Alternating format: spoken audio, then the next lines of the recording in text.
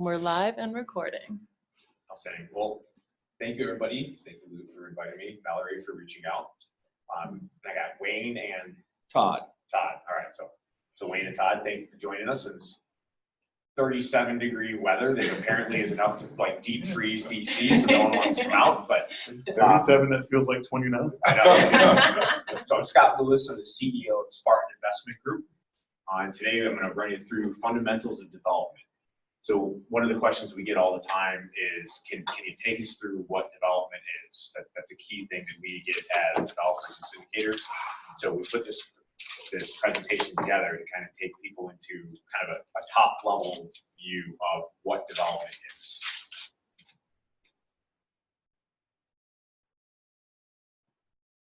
So just real quick about Spartan. So we were founded in 2013.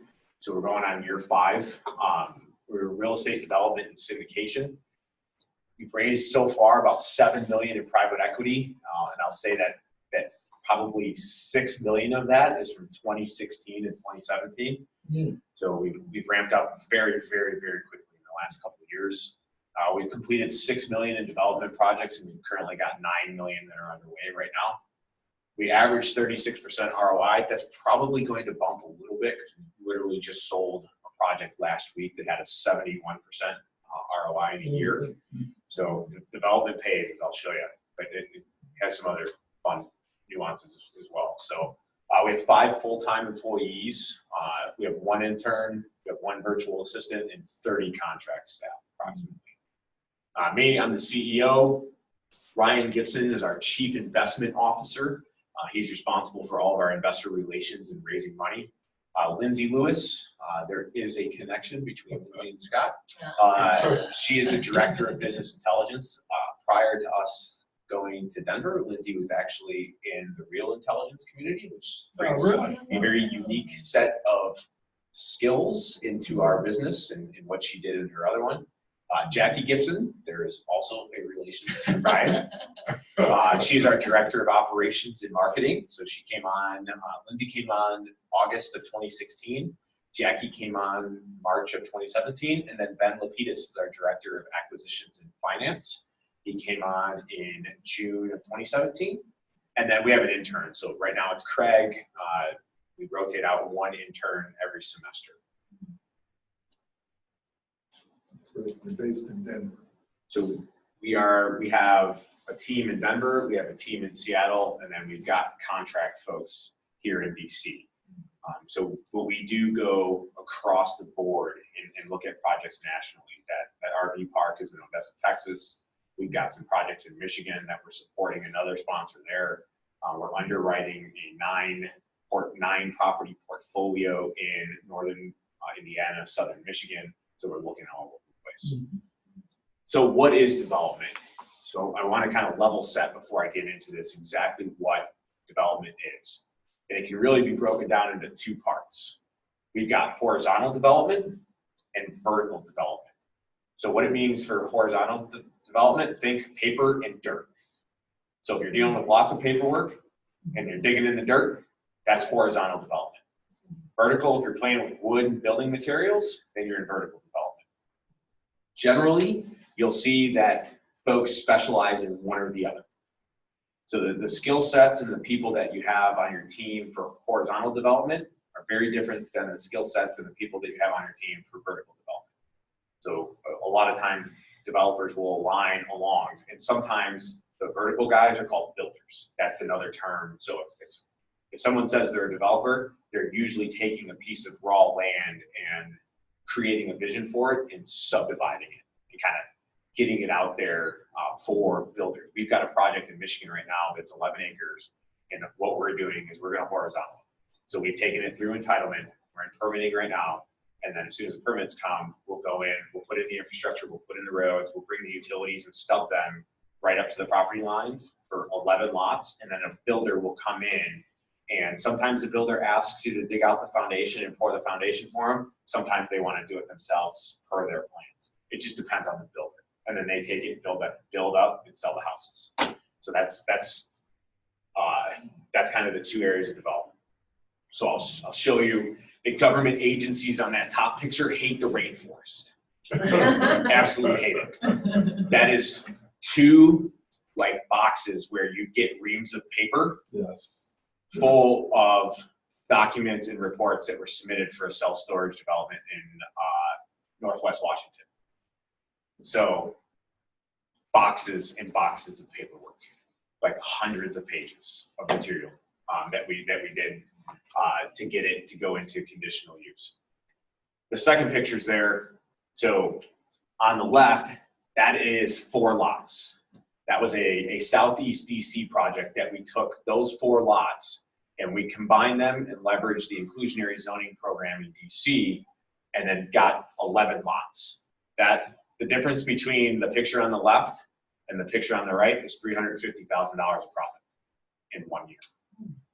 And knowing how to navigate the bureaucracy to get that through. So there's a lot of upside in development. Down, that's a picture of a lot that we horizontal and vertical back. So you're going to build it up. So that one's already done. That's an old picture. So that's 2009 Everett Street Northeast. So we finished up. That one came kind of half baked. None of the utilities were in. Part of the foundation was in. It was kind of a just busted up project. So we took it over, finished up the foundation, put in all the utilities, finished all of the horizontal, the dirt and paperwork, got it permitted, and then built the house as well because it was just a single house, not that big of a deal. So that one is that. So you'll hear the takeaway is you'll hear horizontal and vertical a lot. Horizontal, dirt and paper. Vertical, wooden building material, wooden shingles, if you will.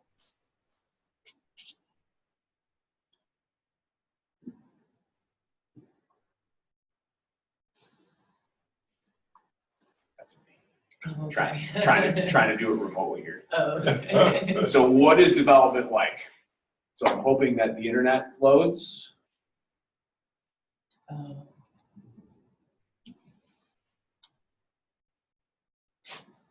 Maybe refresh it. Because it did show up that first time.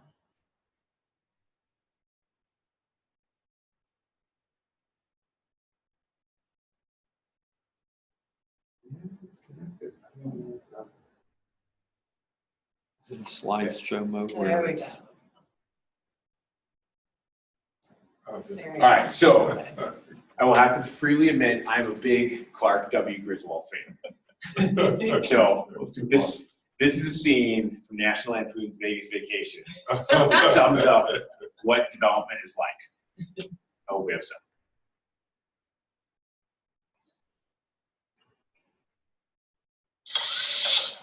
All right, at the start of your project as a developer, you think the money's rolling. You've done your pro forma, your underwriting. You're like, I'm gonna be rich.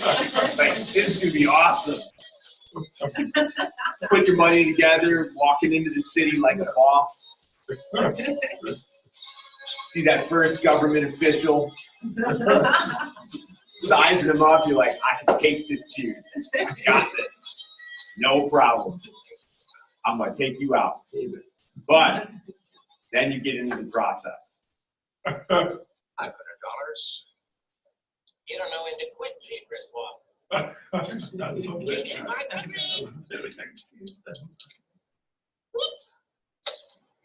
Here's an idea. Why don't you give me half the money you were gonna bet, and we'll go out back. I'll kick you in the nuts, and we'll call it a day. And that's generally how your first pre-app meeting goes with whatever jurisdiction you're going into. So development is very, very ups and downs. There's a lot of highs. Everybody starts out super optimistic. And then you have your first meeting with the city, and they take you out back and kick you in the nuts. That's right. They don't have any money on the table. So why on earth would you want to develop? Why go through this pain? So there's a couple things, right? There's a big dollar amount. Like that's $5 million, that's to us after this project is done, right? That's game over. Now, granted, we have hundreds of thousands of dollars on the line. And my partner and I are signing on a $6 million loan, right? So there's huge risk. but there's huge rewards. And there's a lot of ways to mitigate that risk. And I'll talk about that a little bit more in due diligence, and it's the number one thing to mitigate that risk. But also, it's to take something that's just a bunch of branches. This is the actual land. That picture on the left is the actual land that self-storage facility will be built on. It's nothing right now. It's just a bunch of tangled sticks and whatever. And we've gone through our feasibility, and we're self-storage guys, so obviously we're biased towards self-storage. But we've gone through our feasibility, and we see a demand in this area that the people want and need hundreds of thousands of square feet of self-storage there. There's a huge demand for it up there. So you're able to provide, whether you're going to do a self-storage or a PUD, a planned urban development that has a Home Depot, some restaurants, a school, whatever you're going to do as a developer, you get to have the decision-making along with the regulation guys of what you put there. And you can take a vision of whatever you have and turn it in, and take that sticks and turn it into your vision. So there's a huge amount of just personal gratitude. And it's challenging. It's incredibly challenging. And every day you deal with frustrations. So if you're the person that's not flexible and adaptable, don't develop. Do not do it. Like, it will crush you. Like, it absolutely will. There isn't a day that goes by that we don't get punched in the face. And that's ethos number 2 in this project. Every day. Lindsay asks me all the time, is there any good news? No, there's not. Like, the good news comes after the process. So you got to spend years of getting punched in the teeth for that huge backside reward. And where is this one? This is in Black Diamond, Washington. Oh, okay. So it's southwest of Seattle by about an hour and a half. So this was our first vision. Don't look like that today. Not at all. So the developer's ethos. So as developers, like, I'm an Army guy. I'm a former Army vet, so probably a little crazy. Development is war out there. You've got environmentalists that are fighting you. You've got, private citizens that are fighting you. Bureaucrats think that you're made of money, and it's their job to take it all from you and make your life miserable. You've got all kinds of competing interests on your teams. You've got architects that charge by the hour, so they're incentivized to just rack up the time. Keep going. You've got like contractors that are incredibly hard to pin down and throw out willy-nilly prices. So as you're trying to put your projects together, it's incredibly difficult to get your numbers. So the way that you win at this is you have an ethos. Here's the one that we live by. If you like this, take it and make it yours. If you don't, create your own ethos. Create the right and left limits, the scaffolding that'll guide you from day to day. Because without it, you'll go off track in a heartbeat in development. You'll get yourself in all kinds of problems. History is littered with developers that are in prison for bribes, for all different kinds of stuff.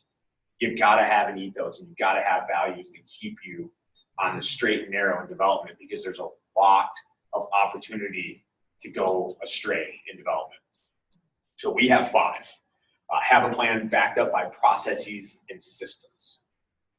Hire an awesome team. Have backups for those teams if they don't work out, and fire fast. This is one of them that is the hardest, and we've struggled at this as well. No such thing as too much due diligence. We'll show you a due diligence list of 250 items. Be prepared to get punched in the face. Mike Tyson has a great quote. Everybody's got a plan until you get punched in the face, right? So be prepared and don't get stunned by it, because it's going to happen. And I will never quit. Never quit. So have a plan backed up by systems. Build a process and go step by step. The process that's up there, it's not meant to be able to be read in this presentation. This is our Trees to Keys program that Spartan has. This is every step, every major step along the development process, from having a bunch of trees to having keys to the facility. And each one of those boxes represents probably 25 steps in the process. It is a long journey to go from trees to keys. A very, very long journey. The important thing is have a process. It's not going to be perfect. Your process out of the gate is going to suck. It just is. But continue to refine it. Business process re-engineering, constantly refining. When you're building processes, I highly recommend get out there and get some Lean Six Sigma training. At least understand the tenets of it. You don't have to be a practitioner of it, but understand the tenets of Lean Six Sigma. Because you want to eliminate variation in your process, and then you want high quality in that process. So understand those principles and use them in building your process.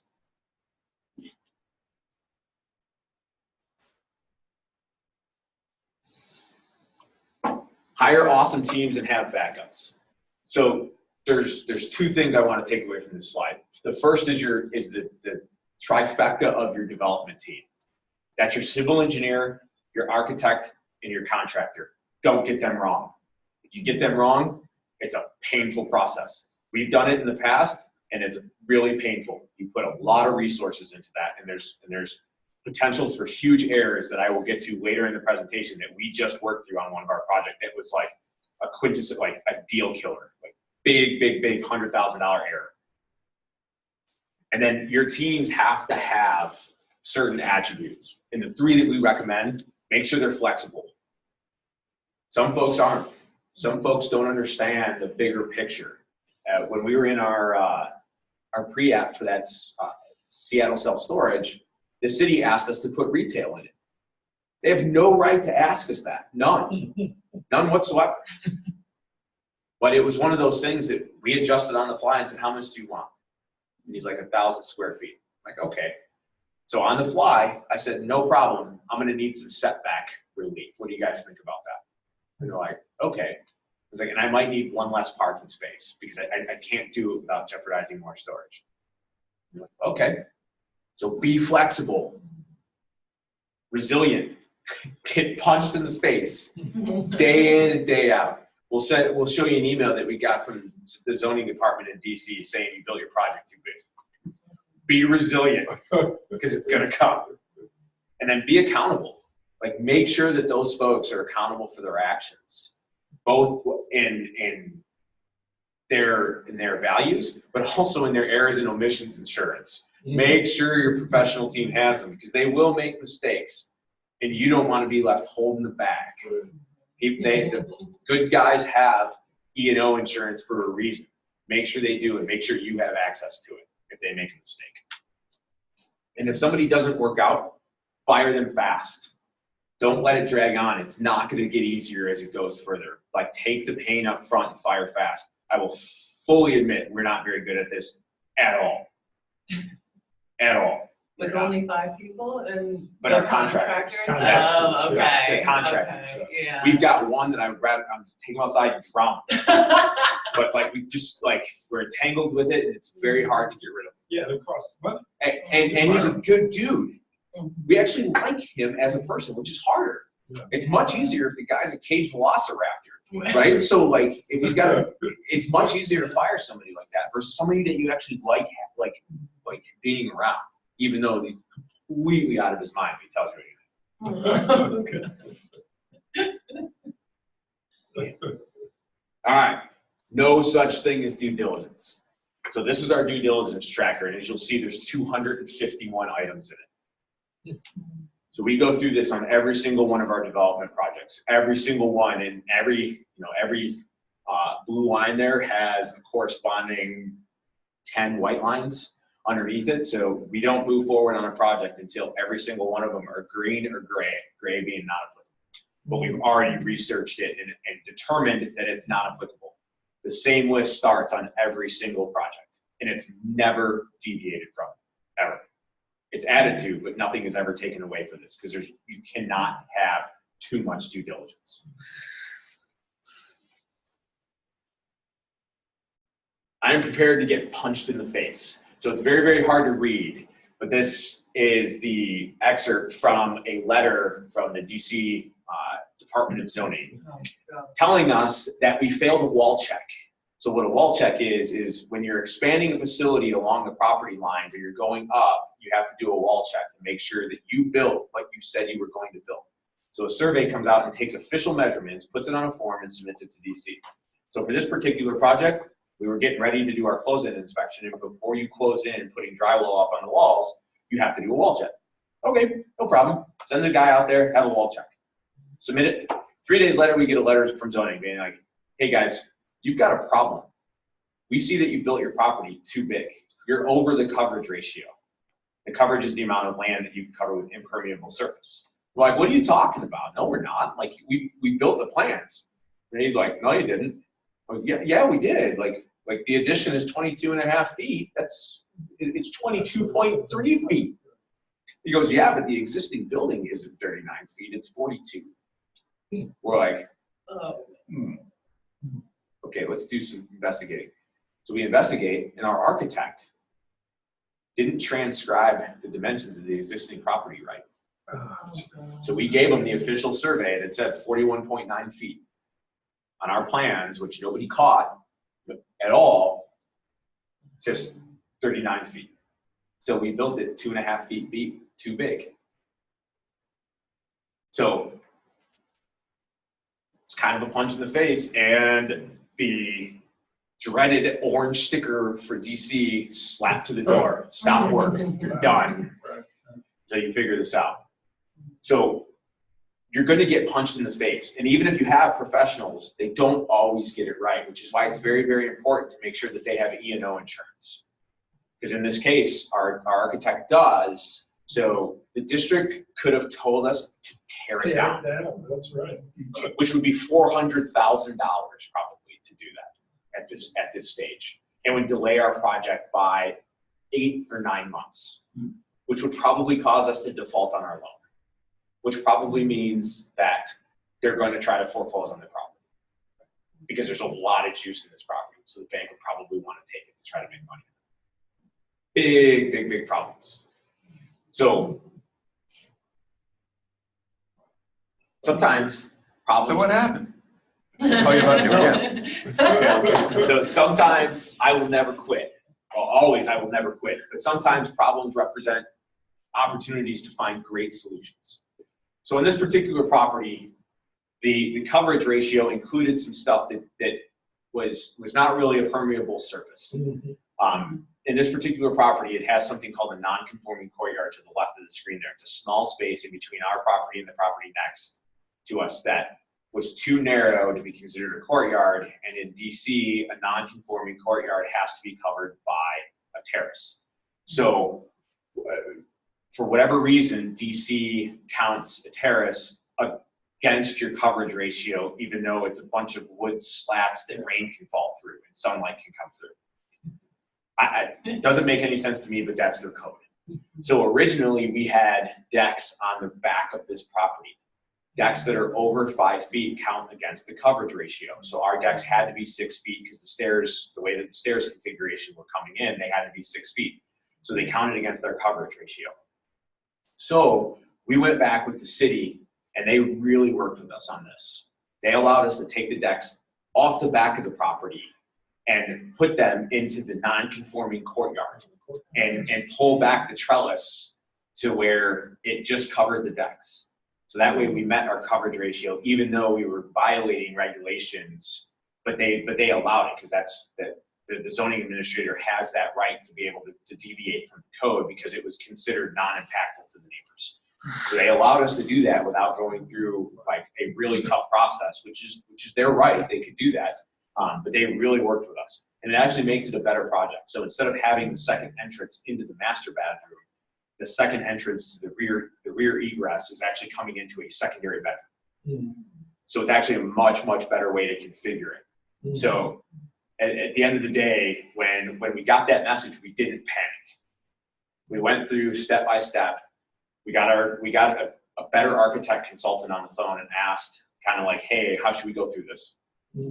We sat down with the city and said, guys, like, help us through this. Like, what can we do? And we found a solution.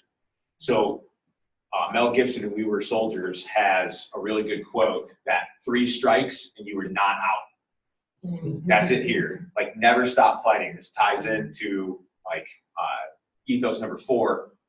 Like, be prepared to get punched in the face and never quit. And as long as you're willing to do those 2 things, you can get through it. So just some final thoughts on development. There's high margins, but there's very high risk. It's development. It can get sideways at any time. You have people coming out of the woodwork at public hearings. All your stuff for development is public in public notices. It's you have to have public meetings. Like it's published in the papers. You got to put signs up at your site so people are driving by. So it's going to be very, very visible. So don't deviate from your process. Set up the process and don't deviate it. And eventually, over time, as your process improves and as you improve as a developer, you'll get better at it and you'll be able to anticipate, the crazy people that are going to come out of the woodwork and say that like their rare blue spotted penguin beaked turtle that walks across your property is the most endangered species since the Tyrannosaurus Rex. And like you can't build your mall because this thing wants to habitat a rain puddle on your property. And you'll be prepared to deal with that. And just real quick, I always try to end with a quote from somebody that said stuff much better than I do. Tactics without strategy is just the noise before the defeat. So for everyone, go back to Ethos 1. Have a plan backed up by systems. So often people just get so excited to start working that they don't take a step back and take a knee and do the planning that's necessary to really understand their operational environment and also to plan additional courses of action should your project get sideways on you.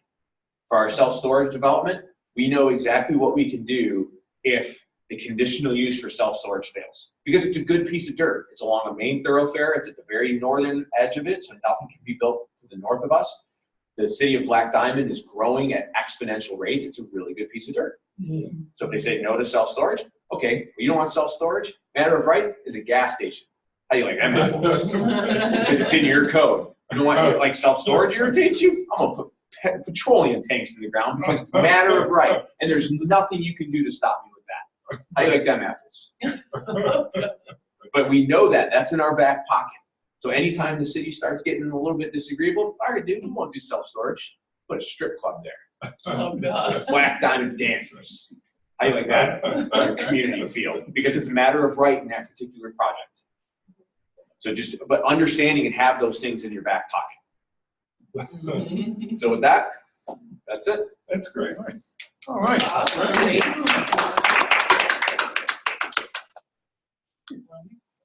Questions?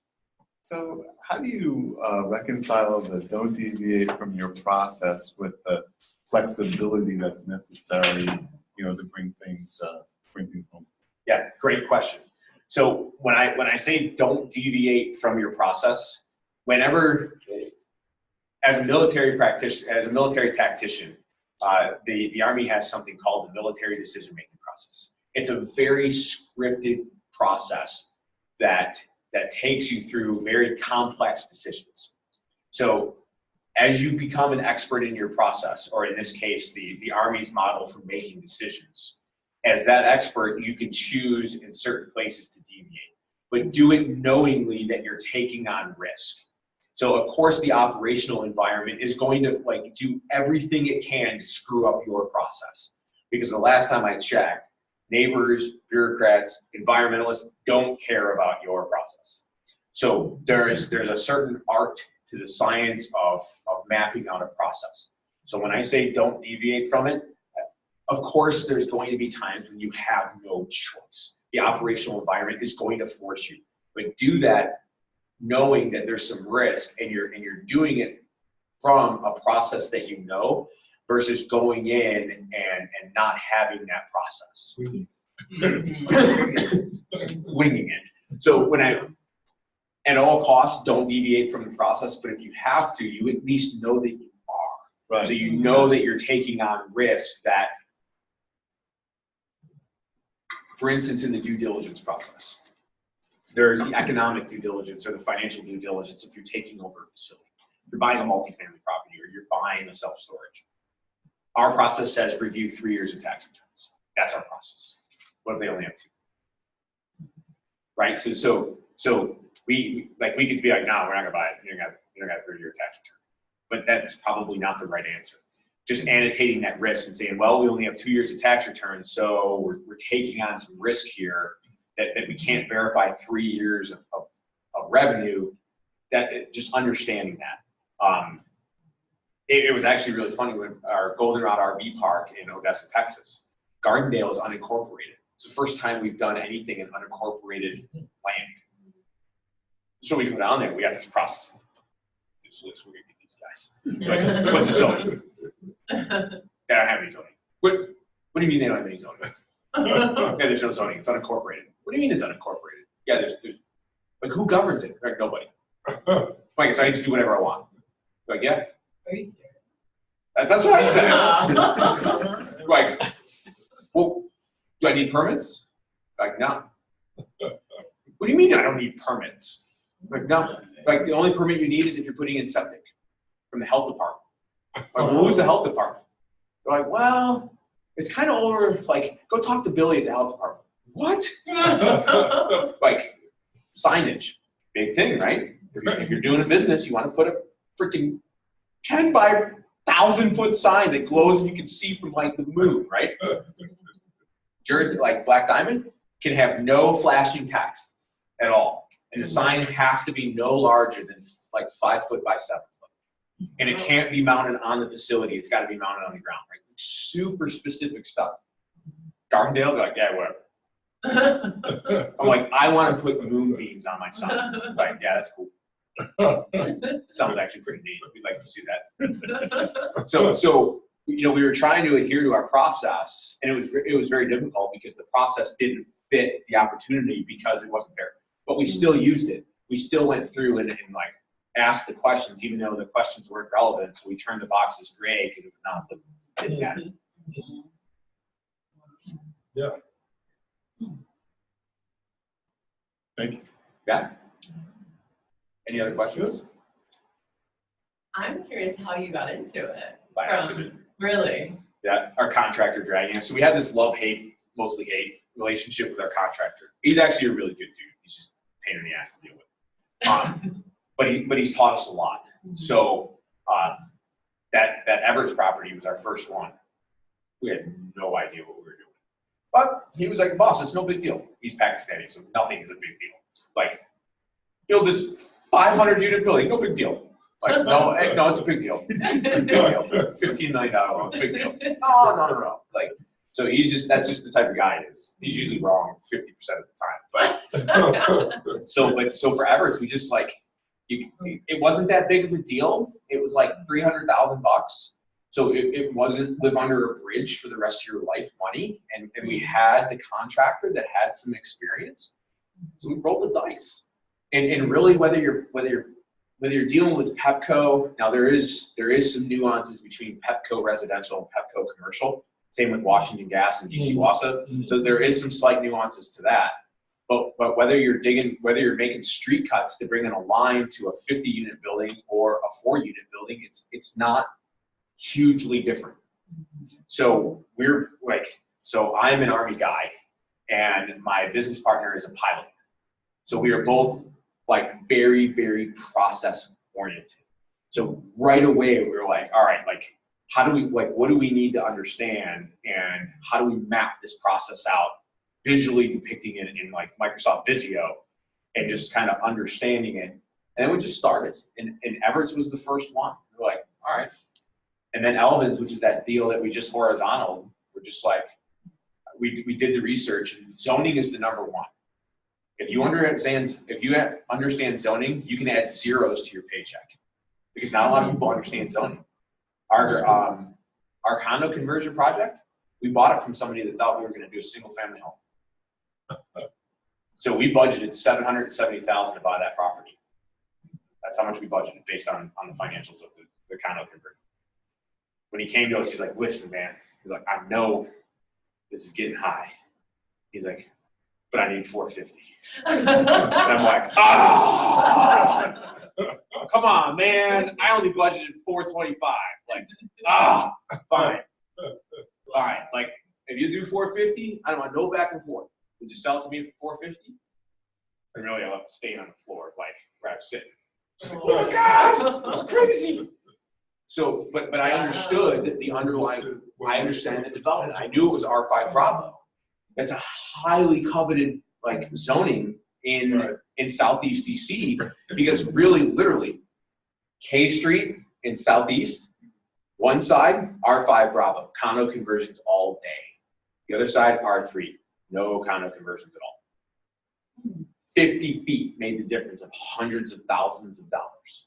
So understanding that zoning, and like with Alvin's, understanding the various programs out there and understanding the IZ program, we recognized that we could take these two lots and given the total land area and the total width of the frontage of the lot, if I give up one property to IZ, in which we're pretty conservative in our pro forma numbers, so my pro forma numbers were $10,000 less than the IZ property, my sales price.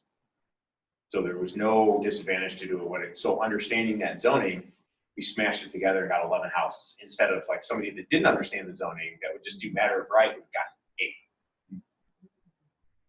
So zoning is the key. That was all self-taught? Yeah. So one of the things I think that separates Spartan, when we decided, so I took the company through a session of MDMP, like the company knows enough now to understand the military decision-making process and understand the steps in it to know what I'm talking about. So I'm just not some crazy Army guy off on a rant. What did you do in the Army? So I was an infantry officer. I did my command as an MP officer, and then I'm actually currently still in the Army Reserves. So I actually teach MDMP to units.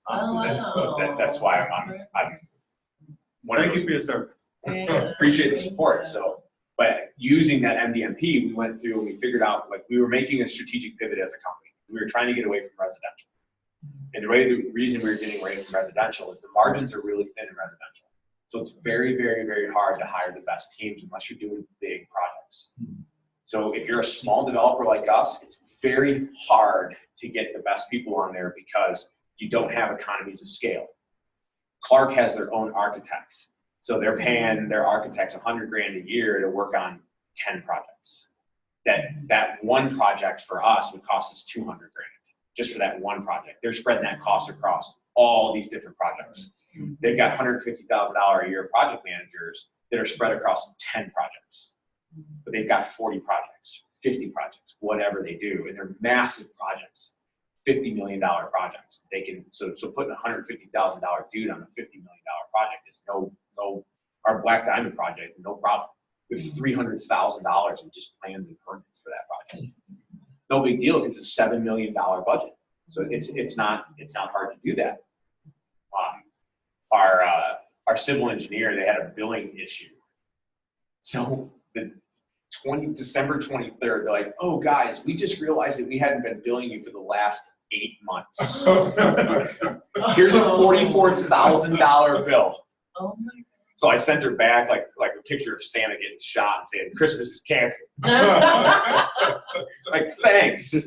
Like, but Wow. so like, but there's money in the project to do that. So really, like Christmas wasn't canceled because it was budgeted. Like it just was like really like you're lucky we like set this money aside. Like so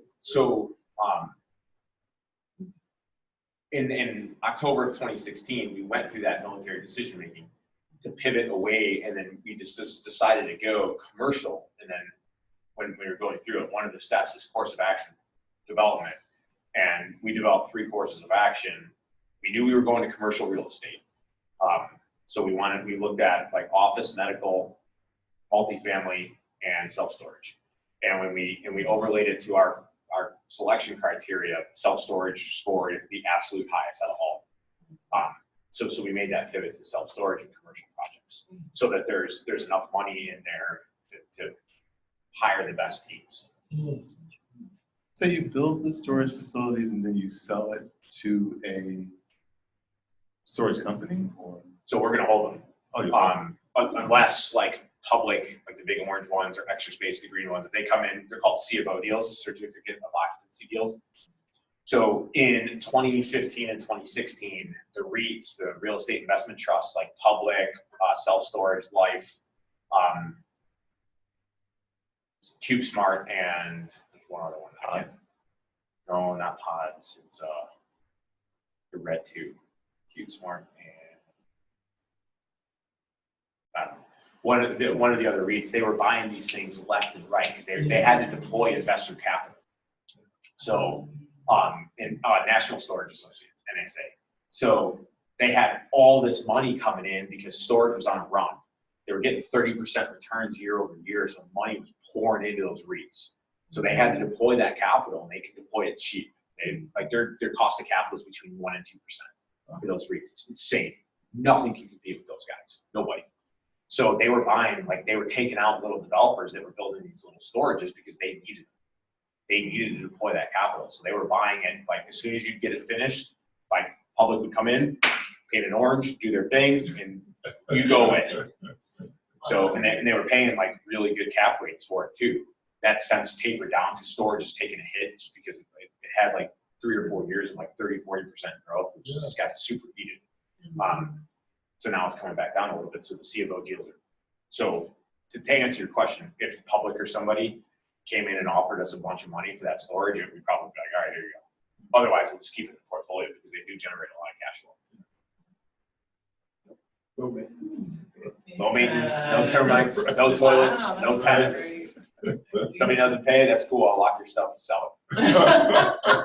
That's one of the reasons we bought the RV park. My first question, so we're not RV park guys, at all. So our acquisition manager comes to me and he's like, all right. He's like, before you say no, I'm like, no. I'm like, I just taught you a very, very valuable lesson. So he's pretty young, he's 28. So teach you a pretty valuable lesson here. Don't bring something to the boss that says before you say no, no. So he's like, listen, we were assessing a 2-property portfolio in Lubbock, Texas, in a development park.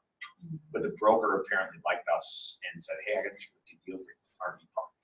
What the hell's an RV park? I didn't even know what it was. And he's like, you gotta take a look at it. I'm like, before we do anything, I want to know 2 things. I want to know how fast can I evict them if they don't pay, and what am I responsible for as far as repairs and maintenance. Eviction, they don't pay, you tow them. So as fast as you can call them tow truck. I'm like, okay, check. What am I responsible for? Only anything that comes to their RV. So no toilets, no showers, no nothing. I got to make sure the water works, the septic works, and the electric works in the park. Okay, no problem. So then we actually went, because that met our selection criteria of not having tenant hassles, quick evictions, and not being responsible for tons of maintenance on the property. So that's how we ended up in an RV park in Odessa, Texas. How long have you owned it? We don't yet. No. So I say own it because we're just waiting on the loan to close. So it should close in a week or 2.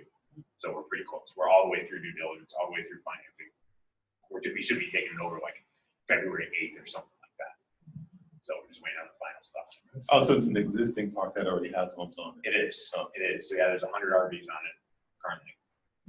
So It's not like a trailer park. It's people that take their vacation, Right. right? So Yeah. Yes and no. that's right.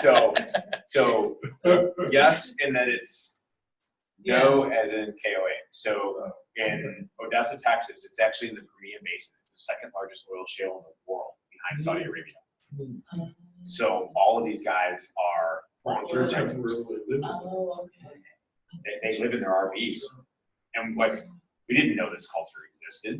So we were down there talking with the residents and we're like, tell us about your lifestyle. And he's like, yeah, man, I'm a welder. And he's like, these guys are making $300,000 a year. That's right. He's like, I'm making $300,000 a year. What are you doing in an RV? He's like, well, because I've got to move to he's like, I get a contract for 90 days, 120 days, Right. and that contract ends. And then I might have to shoot down to Houston, and I might have to go work there for 6 months, and I might come up here. And he has kids. What the hell do you do with your kids? He's like, we homeschool. Wow. He's like, I'm going to do this for 5 years. He's like, I'll make enough to be able to put down roots and retire. And it kind of sucks right now, but dude was living in an RV park driving a brand new X5. I'm driving around a Hyundai. I'm like, apparently I made bad life choices. Should have been a welder. Yeah, so it just kind of, it was one of those things that kind of came out of nowhere. Wow. But that was, Wow. again, that's a story of getting punched in the face. So we're going out to lenders and everybody's like, yeah, you're good. We'll do this at 5% 1 point. Ended up at 4 points and 11.5% Oh, at the very last minute. At the last minute. yeah. Because like all lenders, like at the very last minute are just backing out. Like we're literally like, it was in early January and we've got $30,000 of earnest money down. That is hard. Like it ain't coming back. And they're like, we'll give you one more day, like give us a term sheet or we're taking your earnest money and we're putting it on the market. It literally came down to like, we got the term sheet at 4 o'clock. It was due at 5. Wow. So like, again, just being resilient. And what we did is we just ran, like, we didn't get emotional about it. We ran the numbers. Like, all right, let's put this into the financial projections and see what it is. Like, what is it? Like, what's the actual hit? It's $50,000 on a multi-million-dollar deal. Who cares at that point? Yeah. So like, we're like, all right, so new course of action, take out as fast as possible. So what do we need to focus on? Prepayment penalties. Guys, we're not doing any prepayment penalties because we're going to take you out as fast as possible. They're like, cool. They just want the points. They don't care. So we're hoping to get them out in 6 months with better financing. And the reason was there was a really bad tax return in 2016, which we knew. We knew it was going to be a problem. And we had a narrative around it because the owner's dad died and quit paying attention. The park was empty for half of the year because he wasn't running it. Like, not because of potential. So like, we're like, yeah, like it sucks, it's bad, but that killed the financing from all the like traditional lenders. So we had no choice but to go to hard money for this particular one. So we, instead of focusing on the cost, we shifted focus on the terms to make sure that we could get out of it as fast as possible. Yeah. But it was that whole, like the team is just being resilient. Because like our Ben, our director of finance, was just like, oh my God, this is like, we're like, dude, look, like, hold on, let's take a step back and let's look at this, the totality of the picture here. Like, we're still getting a really good deal. And yeah, we might lose $50,000, but who cares? It's either that or we lose the property. Like, let's not step over $1 to pick up a nickel here. Like, oh well, too bad, so sad. We have another one, and it's a self-storage in Conifer. We sent out, we have a market reduction methodology that takes, I don't know, Lindsay took 1,500 facilities and reduced them down to 30 using our criteria. And then we found all the owners and we engaged them.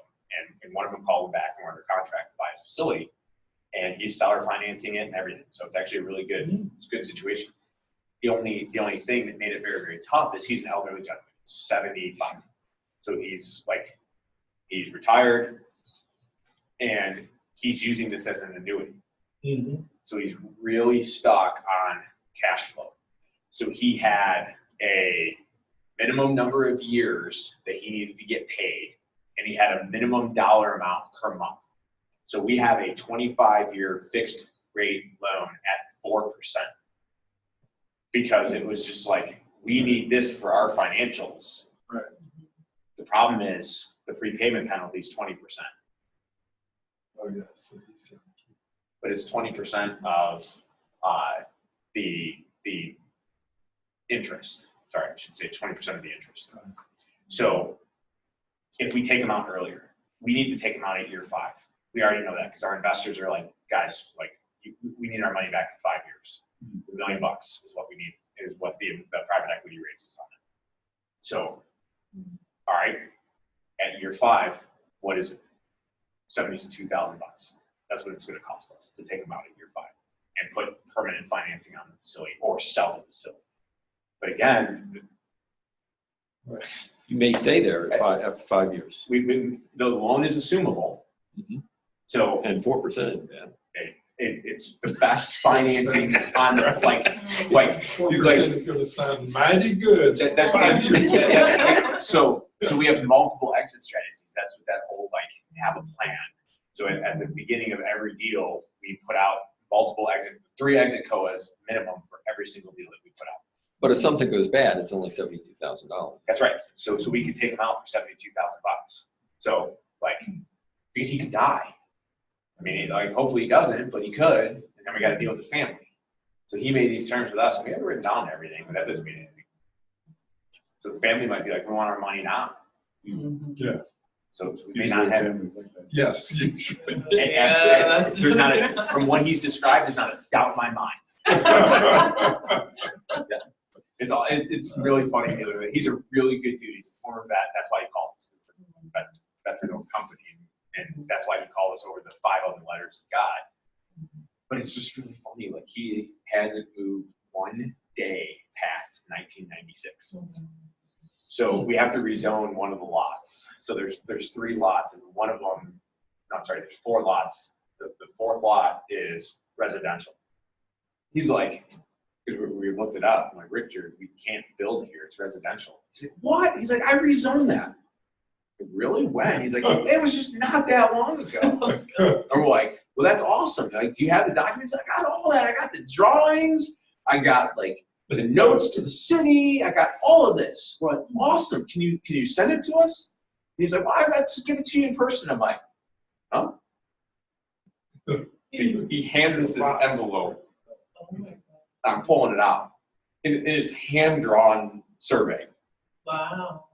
And there's an email in there from 1996. I'm like, Richard, Not that long ago. when you said not that long ago, is this the documentation that you were referring to? And he's like, yes.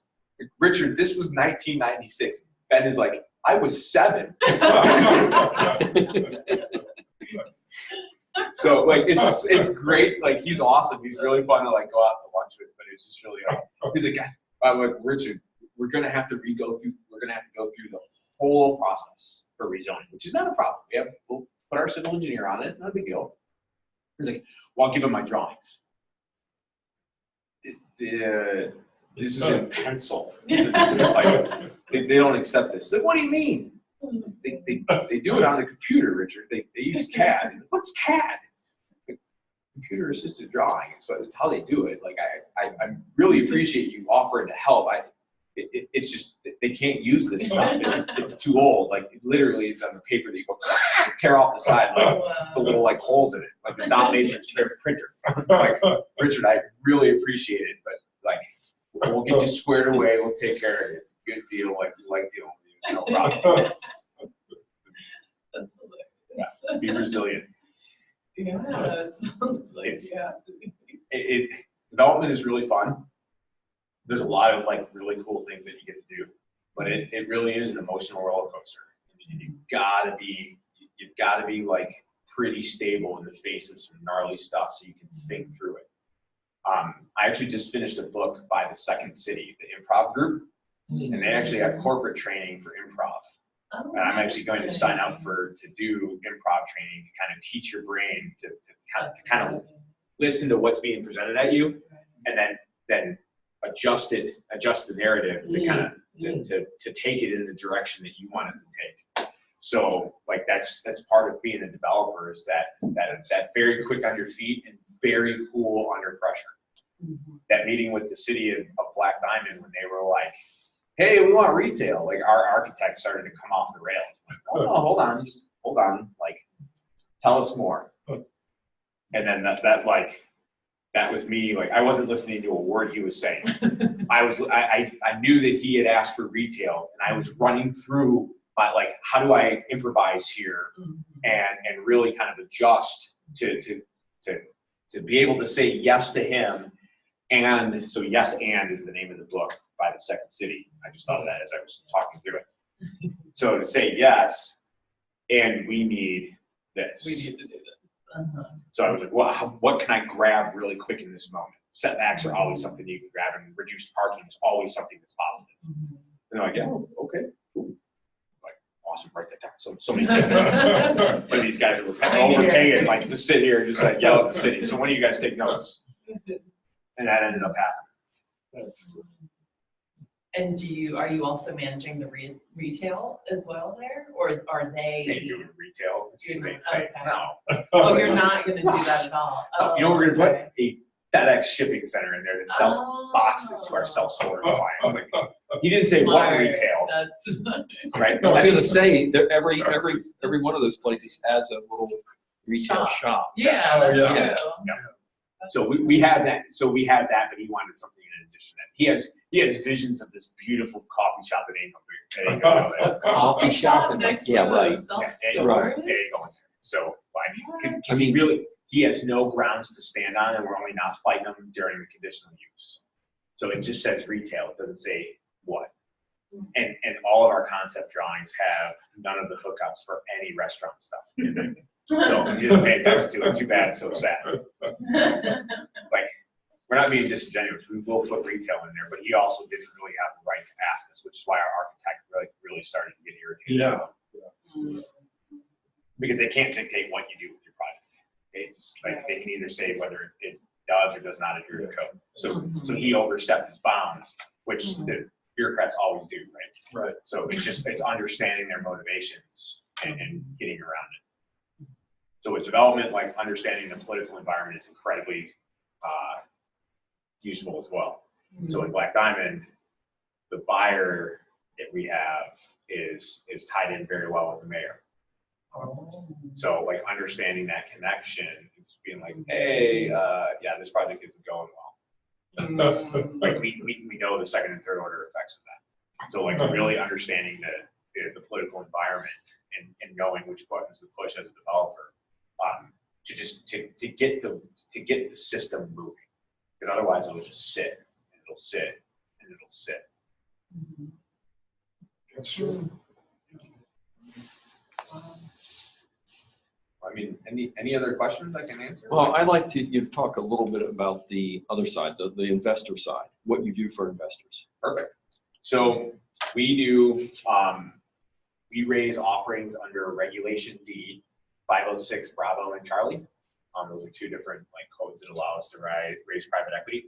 So I'll give you 3 examples of some deals that we did. The development deal in Southeast. So that one was a $650,000 raise. And when we put the project together, we were originally going to build it. But the entitlement took longer than we expected. We're having some problems with that contractor in some of our other projects.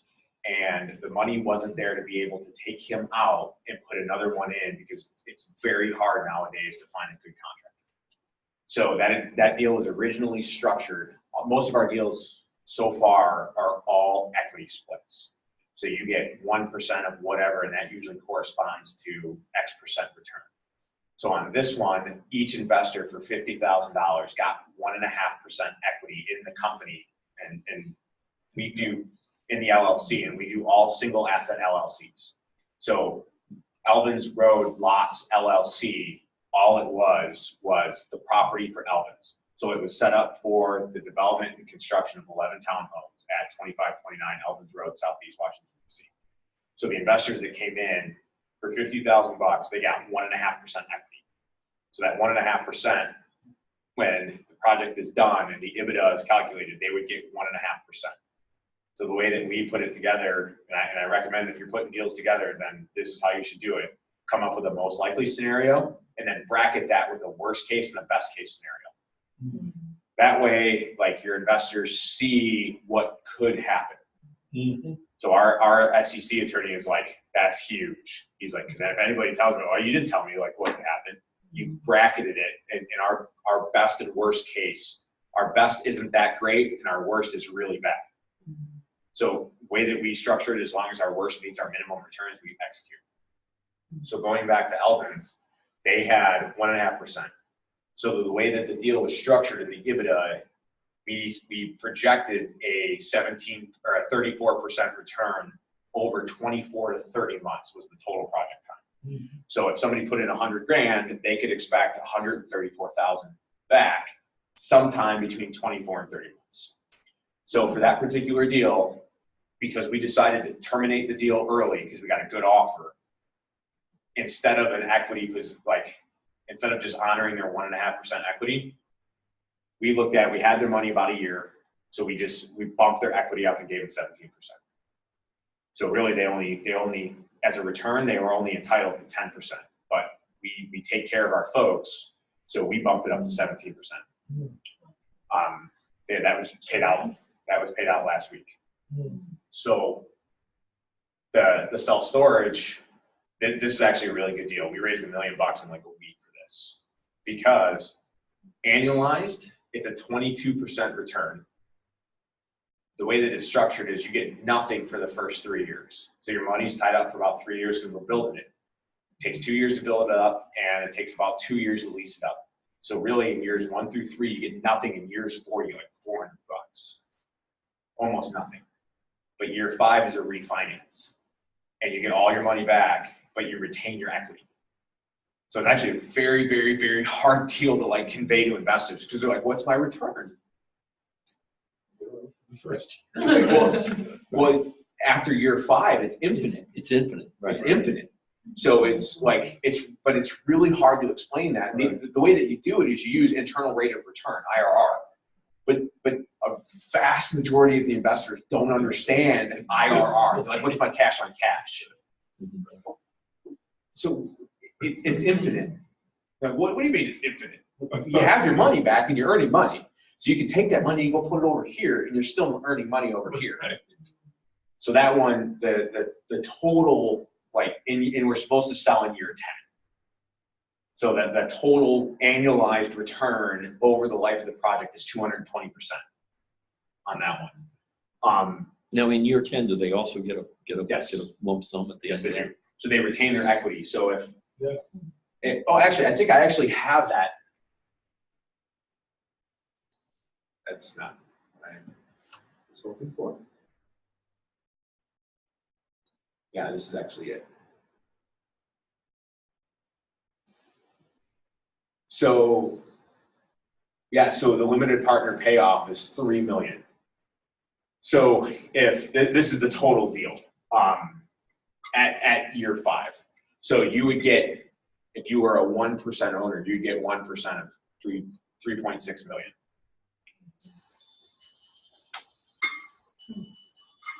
So this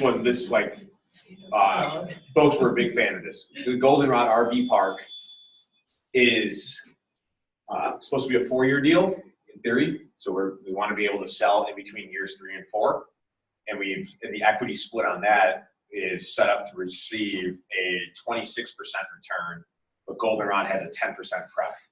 So the investors get 10% return on their money before we take anything out of the deal. And then in year 4, it's supposed to sell, so you get a big lump sum in year 4. So we've got another deal. It's a condo conversion. So that one's supposed to have your money tied up for 1 year, and the equity split there is projected to give a 17% return. So most of our stuff, because we look really at value add plays and opportunistic plays, is anywhere between 17 and 26%. 26% is the highest because it's an RV park in Augusta, Texas. So I'll be fully admit, like we listen to our investors. And when we originally put out Goldenrod, it was, I think there was somebody who just went out the emergency exit.